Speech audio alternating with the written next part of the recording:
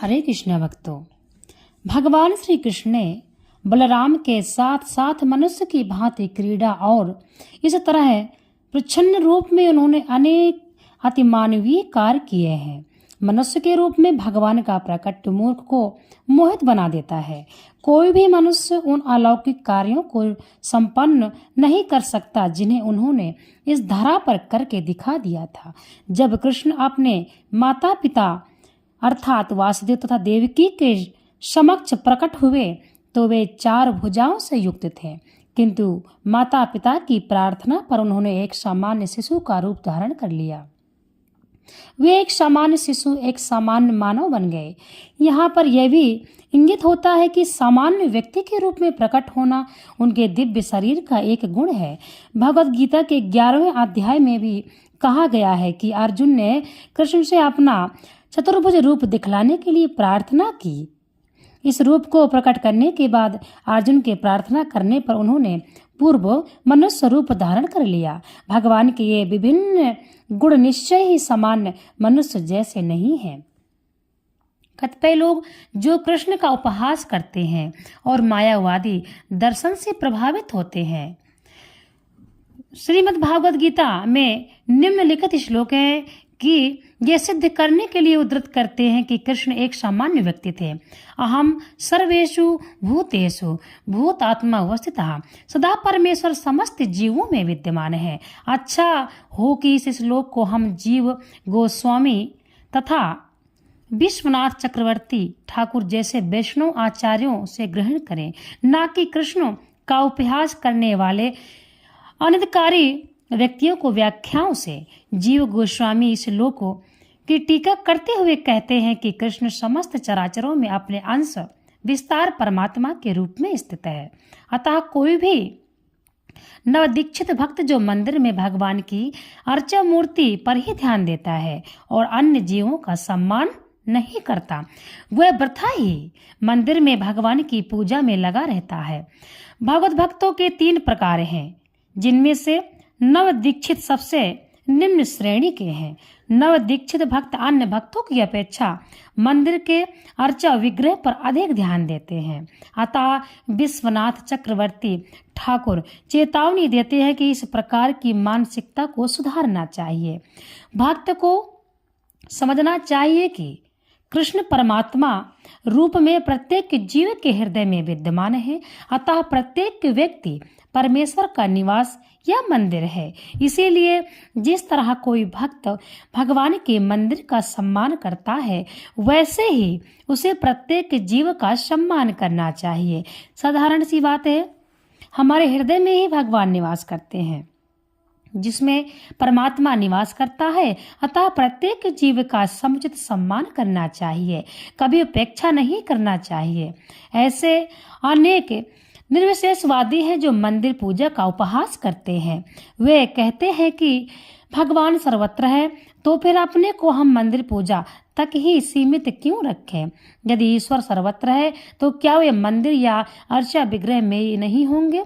यद्यपि सगुणवादी तथा निर्विशेषवादी निरंतर लड़ते रहेंगे, किंतु कृष्ण भावनामृत में पूर्ण भक्ति यह जानता है कि यद्यपि कृष्ण भगवान है, किंतु इसके साथ वे सर्वव्यापी भी हैं, जिसकी पुष्टि ब्रह्म संहिता में हुई है। यद्यपि उनका निजी धाम गोलोक वृंदावन है और वे ही निरंतर वास करते हैं, किंतु वे अपनी शक्ति को विभिन्न अभिव्यक्तियों द्वारा तथा अपने श्वास द्वारा भौतिक तथा आध्यात्मिक जगत में सर्वत्र विद्यमान है। जो लोग इस प्रकार मोहग्रस्त होते हैं, वे आश्रित तथा नास्तिक विचारों के प्रति आकृष्ट रहते हैं। इस मोहग्रस्त अवस्था में उनकी मुक्ति आशा, उनके सकाम कर्म तथा ज्ञान का अनुशीलन सभी निष्फल हो जाते हैं। ऐसे अनेक भक्त हैं जो अपने कृष्ण भावनामृत तथा भक्ति में रत दिखलाते हैं, किंतु अंतःकरण से वे भगवान श्री कृष्ण को परम ब्रह्म नहीं मानते। ऐसे लोगों को कभी भी भक्ति फल भगवत प्राप्ति गमन प्राप्त नहीं होता। इस प्रकार जो पुण्य कर्मों में लगे रहकर अंतगत्व इस भवबंधन से मुक्त होना चाहते हैं, वे भी सफल नहीं हो पाते, क्योंकि वे कृष्ण का उपहास करते हैं। दूसरे शब्दों में जो लोग कृष्ण पर हंसते हैं उन्हें आसुरी या नास्तिक समझना चाहिए। जैसा कि 7वें अध्याय में बताया जा चुका है कि ऐसे आसुरी दुष्ट कभी भी कृष्ण की शरण नहीं पाते। अतः परम सत्य तक पहुंचने में उनके मानसिक चिंतन उन्हें इस मिथ्या परिणाम को प्राप्त कराते हैं कि सामान्य जीव तथा कृष्ण एक समान है। ऐसे मिथ्या धारणा के कारण वे सोचते हैं कि अभी तो यह शरीर प्रकृति द्वारा केवल आच्छादित है और ज्यों ही व्यक्ति मुक्त होगा तो उसमें तथा ईश्वर में कोई अंतर नहीं रह जाएगा। कृष्ण से समता का यह प्रयास भ्रम के कारण निष्फल हो जाता है। इस प्रकार यह आश्रित तथा नास्तिक ज्ञान अनुशीलन सदैव व्यर्थ रहता है। यही इस लोक का संकेत है। ऐसे व्यक्तियों के लिए वेदांत सूत्र तथा उपनिषदों जैसे वैदिक वर्णमय के ज्ञान का अनुशीलन सदा निष्फल होता है। अतः भगवान कृष्ण को सामान्य व्यक्ति मानना घोर अपराध है। जो ऐसा करते हैं वह निश्चित रूप से मोहग्रस्त रहते हैं, क्योंकि वे कृष्ण के शाश्वत रूप को नहीं समझ पाते। इसीलिए भगवान श्री कृष्ण महाभारत में के युद्ध में कुरुक्षेत्र में खड़े होकर भगवान श्री कृष्ण कह रहे थे कि मैं ही ब्रह्म हूँ। ऐसा आज तक किसने कहा? और जो रूप अर्जुन ने देखा वह तो स्वयं थर थर कांप रहे थे और उनके शब्दों की वाणी भी शुद्ध स्पष्ट शब्द नहीं निकल पा रहे थे कि कृष्ण तो मेरे सखा हैं परंतु वे तो परम ब्रह्मा है। इस लोक में महात्मा का वर्णन हुआ है।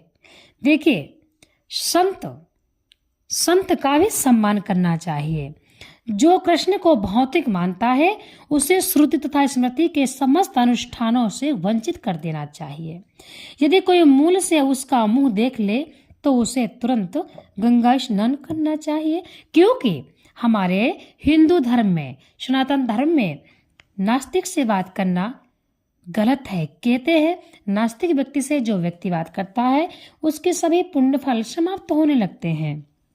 इसीलिए अब यहाँ पर समझने का बात यह, यदि कोई भूल से भी उसका मुख देख ले तो उसे तुरंत गंगा स्नान करना चाहिए, जिससे छूत दूर हो सके। ऐसा हमारे शास्त्र कहते हैं। लोग कृष्ण की हंसी उड़ाते हैं क्योंकि वे भगवान से ईर्ष्या करते हैं। उनके भाग्य में जन्म जन्मांतर नास्तिक तथा असुर योनियों में रहे आना लिखा है।